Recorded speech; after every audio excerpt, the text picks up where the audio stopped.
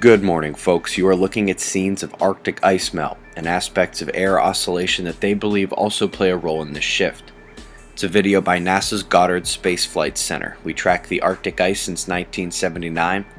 Few important things to note. Antarctica hit a record high for ice just 1 year ago, and the Arctic winters have been tending to rebound quickly after summer ice loss, but the trend is unquestioned, at least up north, and that ice is disappearing. Seismologists are somewhat concerned about the recent Iceland quake swarm. Last great activity there was 150 years ago. Canary Islands have maintained one of the largest swarms since before the underwater volcano was born, and a complex emergency in Haiti, where 10 million people are on the verge of starving. High pressure in the southern hemisphere moves counterclockwise, which will cool off New Zealand a bit. Greece and other parts of the Mediterranean have some rain, wind, and storm warnings. Forest fire danger in Norway as well. Argentina's death toll raised to dozens, some drowning in their cars.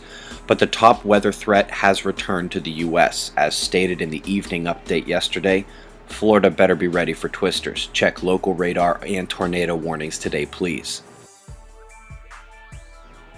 The solar wind bottomed out just after that evening update and is slowly strengthening now. We saw another proton spike as the speed began to ramp. Luckily, the only shaking produced was of the inductive nature as simultaneous resonance. Earth footprint exiting on the north. Right of that shows all connectivity there, save two which are connected near the large active region down south. Quite a few active regions appear to have complexity, but the flaring is still nil. Venus and Mars are the two bigger objects to the left of the Sun, and they conjoin quite soon with a new moon not too long after. All this while the umbral fields open wide and allow coronal openings to face Earth. This begins now as the coronal hole faces us ever closer to the equator. March 28th through April 3rd had 1.6 magnitude quake according to the USGS archive.